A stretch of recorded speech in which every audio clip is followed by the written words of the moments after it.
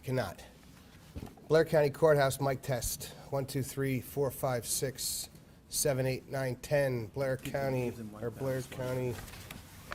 Courthouse, audio test. 1, 2, 3, 4, 5, 6, 7, 8, 9, 10, with a free white balance. 1, 2, 3, 4, 5, 6, 7, 8, 9, 10. 1, 2, 3, 4, 5, 6, 7, 8, 9, 10. We all happy? Thank you. Okay.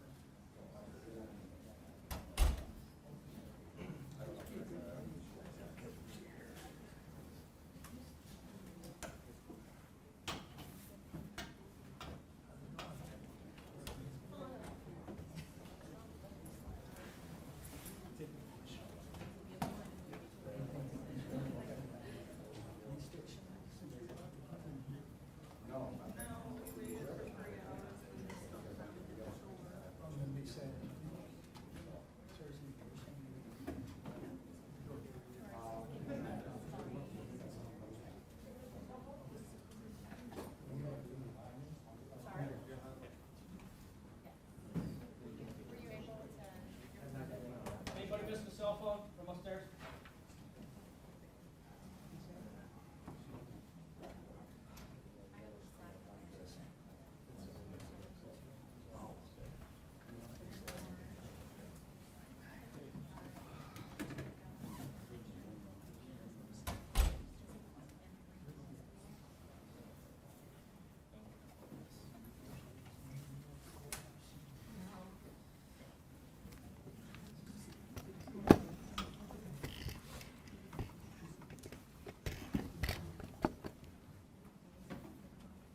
Nobody's missing a cell phone. Going once.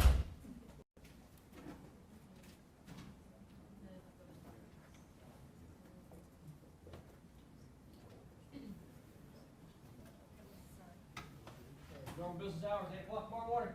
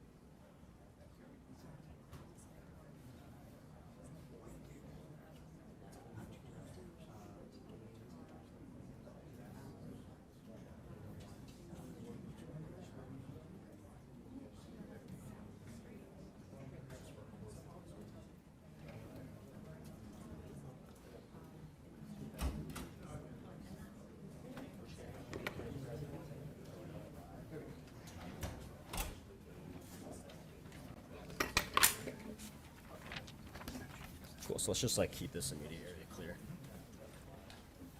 Let's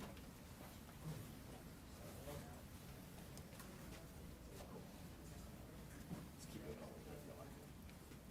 Thanks, guys.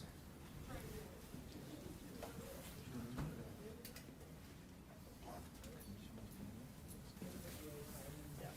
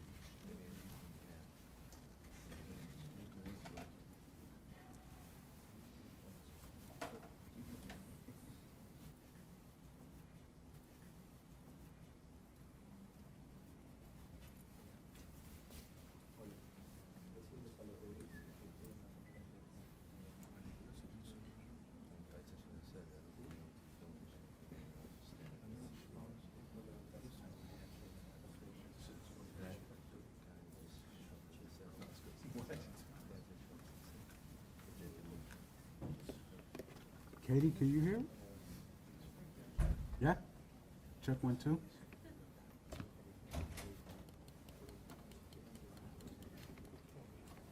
No? Okay, good.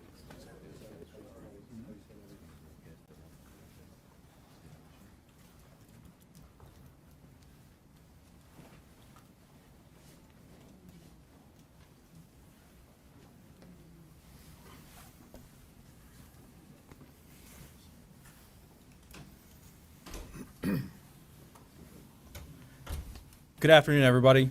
My name is Deputy Chief Derek Swope of the Altoona Police Department. Today we're going to go through an incident that occurred in the city of Altoona. This morning at approximately 9:14 a.m., Altoona police officers received a call of a suspicious male at a local restaurant. It was reported that the male matched the description of the UnitedHealthcare murder in New York City. When officers arrived, they made contact with the male who had a face mask on. That male was asked to remove his face mask, and officers immediately recognized him as a suspect in the New York City shooting in recent days. That male was asked for a form of identification. He then provided a fake identification card out of New Jersey. After a brief investigation, it was determined that the ID provided was in fact a fake ID, and he was subsequently arrested for a forgery charge. Once he was taken into custody for that forgery charge, he was transported to the Altoona Police Department. Once at the Altoona Police Department, that male was searched instant to arrest. It was discovered that he had a United States passport that identified him as, Luigi Mangione. From there, continued search of his property. A firearm was located, and a suppressor was also located. There were also other items of evidentiary value that were located that would assist in this investigation. At this time, I'm going to turn it over to Governor Shapiro for some words.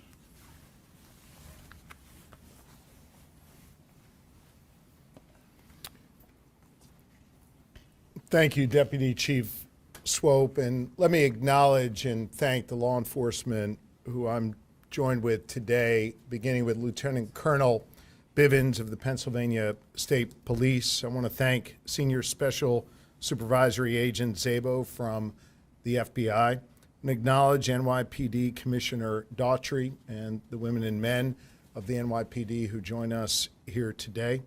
District Attorney Weeks, who you will hear from shortly. And I just concluded a briefing with Mayor Adams and Commissioner Tisch from New York.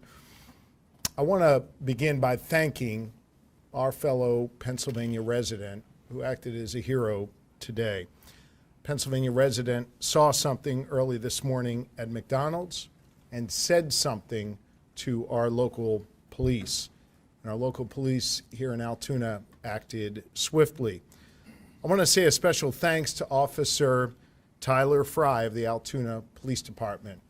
Officer Fry is about 6 months into his time serving his fellow people here in Pennsylvania, and he acted swiftly, he acted with smarts, and he acted with calm.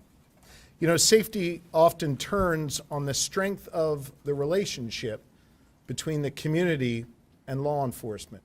We have that strong relationship here in Altoona, and it was proven here today. I want to ask all of our fellow Pennsylvanians to demonstrate the same type of thoughtfulness and courage and smarts as the individual at McDonald's did this morning, and help law enforcement here in Pennsylvania as we continue with our investigation. You'll see photos of the suspect who is here. And you should know that this suspect traveled between Philadelphia and Pittsburgh, making stops in between, obviously here in Altoona. I want to ask all of our fellow Pennsylvanians to help us with any tips that they might have by contacting us at 800-4PA-TIPS. Again, that number is 800-4PA-TIPS. The suspect was just arraigned here in the courthouse, and presumably New York will file charges very, very soon. That process will continue to play out, and justice will be delivered in this case. This case is hinged on attention. In fact, the attention in this case and the killing of Brian Thompson was helpful, no doubt, in allowing us to capture this killer in a individual at McDonald's this morning, and then having that individual contact police. But some attention in this case, especially online, has been deeply disturbing, as some have looked to celebrate instead of condemning this killer. Brian Thompson was a father to two. He was a husband, and he was a friend to many. And yes, he was the CEO of a health insurance company. In America, we do not kill people in cold blood to resolve policy differences or express a viewpoint. I understand people have real frustration with our healthcare system, and I have worked to address that throughout my career. But I have no tolerance, nor should anyone, for one man using an illegal ghost gun to murder someone because he thinks his opinion matters most. In a civil society, we are all less safe when ideologues engage in vigilante justice. In some dark corners, this killer is being hailed as a hero. Hear me on this. He is no hero. The real hero in this story is the person who called 911 at McDonald's this morning.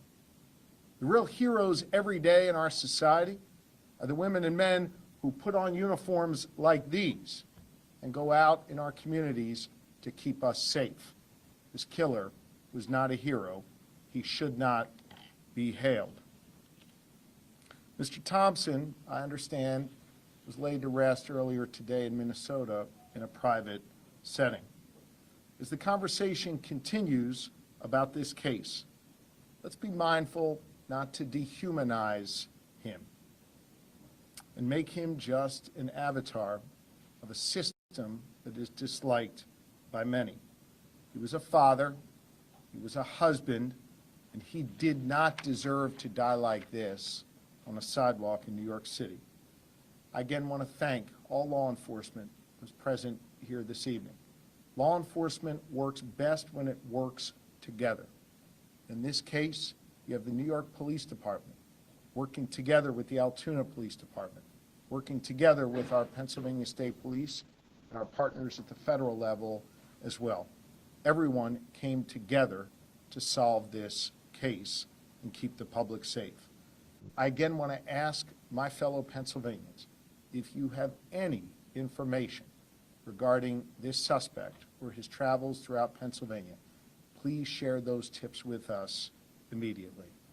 And with that, I want to thank District Attorney Weeks for his important work today and invite him to the microphone to say a few words. Thank you, Governor Shapiro. Good evening, everyone. I would echo the governor's sentiments. Law enforcement does work at its best when they work together. I'd also like to thank District Attorney Seidel. He and his staff came down from the Manhattan District Attorney's office today in record time to assist us at the Altoona Police Department. And as the governor stated, the state police, the Altoona Police Department, the FBI, the New York City Police Department, Logan Township Police Department, the Blair County Sheriff's Department, and other agencies all worked together today to do what needed to be done to seek justice. I often brag about how the community in Blair County isn't afraid to say something, to report a crime, to contact local law enforcement. And I've often touted how they've made their community, whether it be Altoona or somewhere else, a safer place to live. And today I submit that a resident from Altoona and the Altoona Police Department helped make New York City a safer place to live and helped kickstart the process to seek justice for a senseless killing. So again, I'd like to thank everybody, and it's my honor to introduce Deputy Commissioner Daugherty at this time. Thank you. Thank you, Mr. DA. On behalf of the New York City Mayor Eric Adams, my boss, Police Commissioner Jessica Tisch, wants to extend once again their appreciation to the Altoona Police Department, to your leadership team, the federals, state, local authorities, and especially to the customer at the McDonald's that seen something, said something, to the McDonald's employee that called 911 and reported this individual inside of their restaurant. That called 911 and reported this individual inside of their restaurant. The men and women behind me, detectives. Some of these detectives that are standing behind me haven't been home since Tuesday when this incident happened. They've been working this case tirelessly around the clock. And when they got that phone call, immediately they jumped in their car, to the police car, and raced down here to go see if this was the individual they were looking for. That's dedication. That's their commitment to bringing this individual to justice is just standing behind them. And on behalf of the mayor and the police commissioner, they extend their thanks and appreciation to you as well. Here's a message to the criminal element that they want to commit a crime in New York City and cross state lines, county lines. The message is very clear. Police Commissioner Tisch's police department will find you and bring you to justice. Just look behind you. Thank you.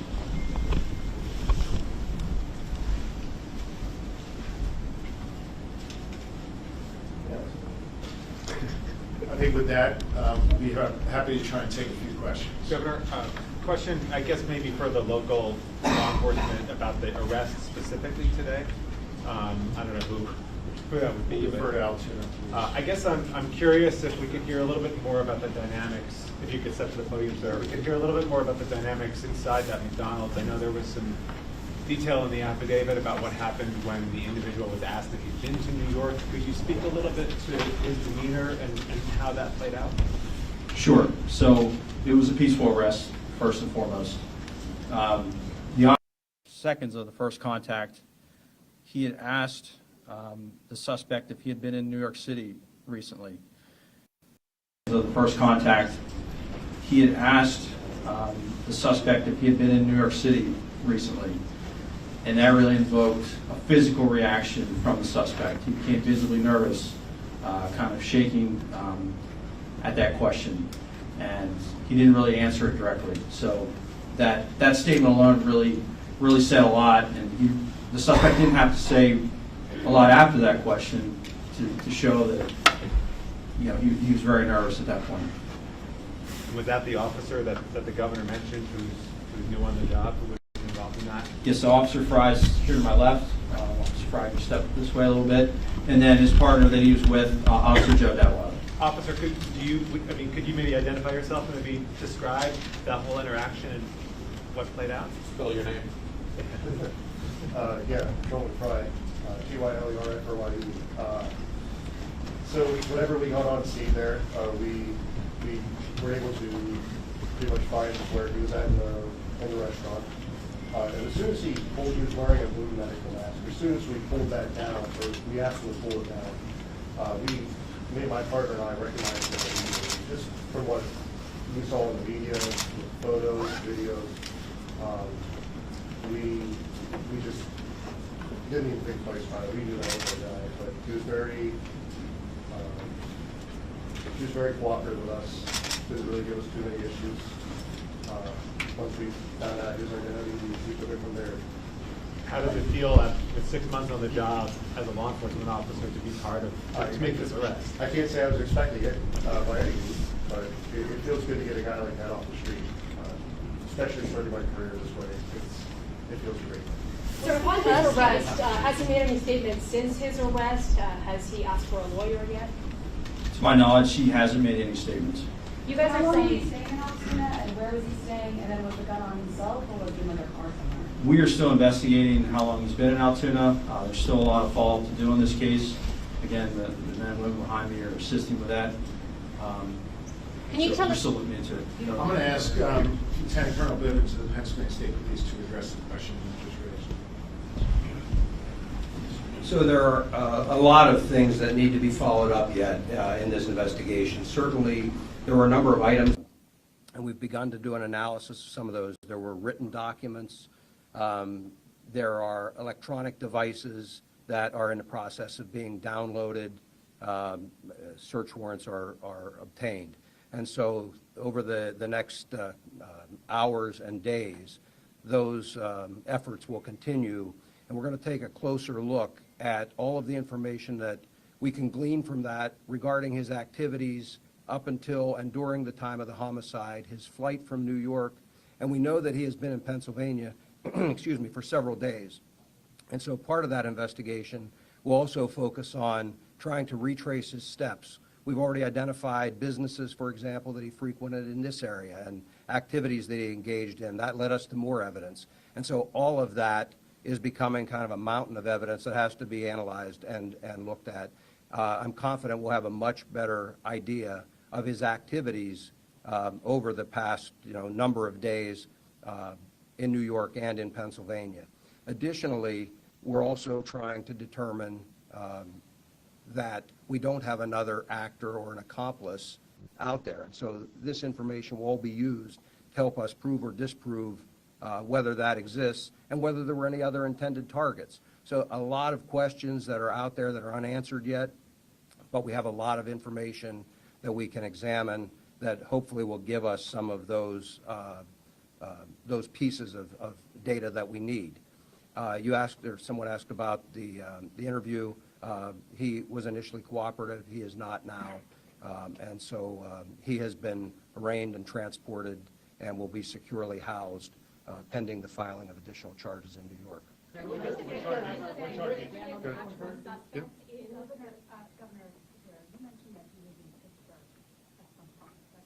Yes. We're not going to get into any more details at this time. We would like to hear from any Pennsylvanian or any Pittsburgher who had any sightings or any dealings with the individual. That's why I specifically asked for anyone with tips to share that with us. About the extradition to New York, how does that process work? I know that you have your piece here, but what happens with the New York one? And how long does it take? Thank you. So that answer depends. Once the charging documents are filed in the state of New York, we will file a fugitive justice complaint against the defendant. He'll be brought before a common pleas judge shortly thereafter, and the defendant will be presented with the option to waive his extradition or to contest his extradition. If he waives his extradition, we of course will make him available to the NYPD and the Manhattan District Attorney's Office as soon as we're able to arrange his transportation there. If he contests it, that process typically takes between 30 and 45 days to do the requisite paperwork, but we do that all the time in our office, and that's kind of a normal procedure. On the matter of the backpack itself right now, the backpack itself, you had the one that was in New York. Do we know if that's the same one that he had at the time of the shooting there, or is this backpack that he had here one that he may have acquired? And the findings inside, the gun, the silencer, and cash, some foreign currency as well, is that correct? I'll defer to someone else. I'm not going to speculate on any of the interpretation of the evidence.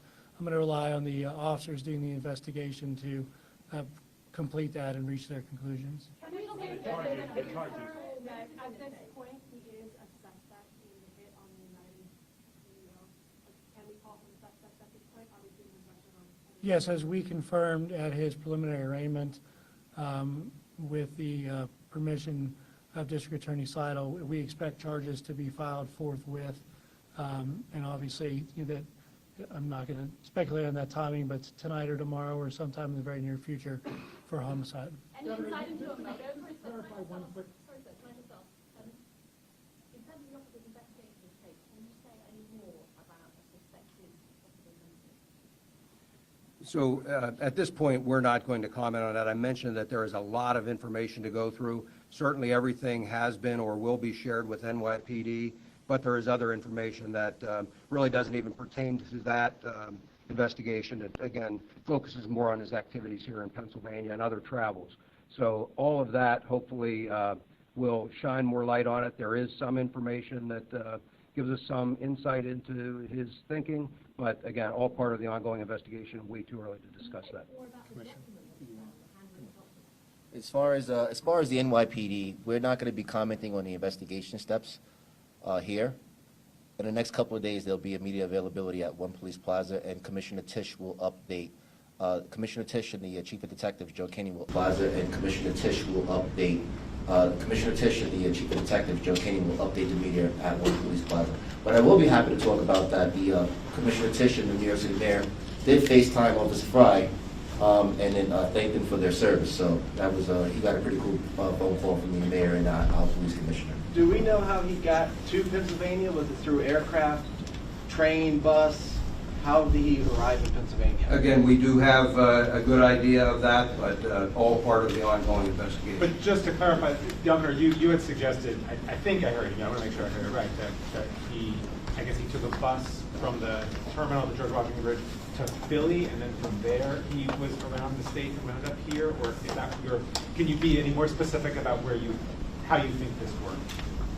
Well, again, I'll jump in. It's all part of the ongoing investigation. So yes, we do have a good idea how he got from Philadelphia to Pittsburgh, but there are some gaps in time. And so before we start laying out a timeline of his travel, we really need to work through all of that.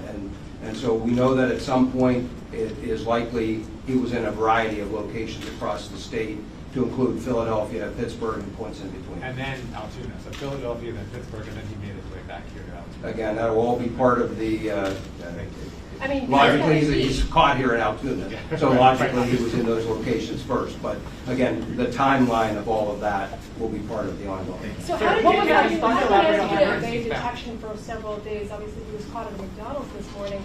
Guy's got to eat. For the past few days, he's been on the run for multiple days at this point. How did he manage to evade detection for so long? So I think, again, as part of the ongoing investigation, when we determine where he's been, where he's stayed, those kinds of things, we may be able to answer some of those questions. But right now, I will tell you that based on everything that we have seen, he was very careful with trying to stay low profile, avoid cameras, not all that successfully in some cases, but that was certainly the effort he was making. He took steps to try and, avoid detection with some of the electronic devices and things as well. So, again, all part of the investigation, but clearly, somebody that was very security conscious and trying to avoid. And to be clear, he has no criminal record, and this was a name that was not previously known to law enforcement? I am not aware of a criminal history. Could you speak to those tech evasion devices? It was mentioned in the hearing, and then the defendant said that those were waterproofing bags. Could you speak a little bit more to what was taken into evidence today? No, not at this point. Again, I've spoken generally about what's there, but at this point, everything remains under investigation, and we'll have much more information, and New York will certainly have information for you in the future. Can we just clarify, sir, sorry, can we just clarify something? Is there still a search for any other suspects other than the accomplice or potential accomplice? We're still going to canvass. We're still going to investigate. Like I said before, we're going to provide an update in a couple of days by the police commissioner and the chief of detectives back at New York. I will say this though: if anybody out there that has any information that they think that will help this case, to please contact our tip line, which is 1-800-577-TIP. Remember, all calls are kept confidential. And can we just to clarify something, clarify, sir? Can we the just clarify? customer spoke with the employee called 911. That is my understanding. Was it a customer that recognized the suspect first, told an employee, and the employee rang the police? Is that correct? Yes, my understanding, I'm just confirming, but my understanding is the employee became suspicious, thought they recognized, and wanted someone to check it out Oh, first. because someone referred to a customer earlier, but there was... Yes, that's what I'm saying. I'm sorry, did I say the employee? The customer recognized, notified the employee, and wanted someone to check it out. So it was a Which restaurant it was? Was it the one on Plain Rose? I'm not familiar with the address of that. It's a McDonald's. Yes. The suspect disputed the currency. Can you explain why there was a discrepancy or how much he was found to have? Again, we're not going to talk about what was found in the bag. We have accurately cataloged everything that was in there, and that'll be a matter for the future. DA Weeks, could you repeat what you said in court about that money? I certainly stand by all the comments I made at the preliminary arraignment, but I'm not going to comment any more on the evidence at this time. My comments at preliminary arraignment were in support of my argument for bail. Thank you. We probably have time for one or two more questions. Is he being held as a county or state facility? He will likely be taken to a state correctional institution later this evening. Can I just say specifically for Pennsylvania law enforcement, over the past few months, you've had the attempted assassination of former president, now president-elect. Now you've had this. What do you think about that? Violence can never be used to address political differences or to address a substantive difference or to try and prove some ideological point. That is not what we do in a civilized society. That was true in Butler. It was true in New York City. And it's true anywhere. That is not how you make progress in this country. The suspect here who shot at that CEO and killed that CEO is a coward, not a hero. And we need to make sure that in this country, we get back to having a civil discourse about our differences. And that is an important lesson coming out of Pennsylvania, and it is one that I think the rest of the nation needs to hear as well. On a law enforcement side, I will tell you that I am incredibly proud of the Pennsylvania State Police and local police in Butler and here in Altoona who responded in a way that kept others safe and saved other lives. That was true at the fairgrounds in Butler, and it was true here today in Altoona. Had that local Pennsylvanian not spoken up, had that wonderful police officer who's been on this job for 6 months not acted calmly and swiftly, God knows what could have happened. So I think the lessons coming out of Pennsylvania are that violence is not a way to answer questions and address problems, and that we have the gift of law enforcement here in this Commonwealth who care deeply about the safety and well-being of our fellow Pennsylvanians and our fellow Americans, and I commend you for that. Thank you all. We're right with you.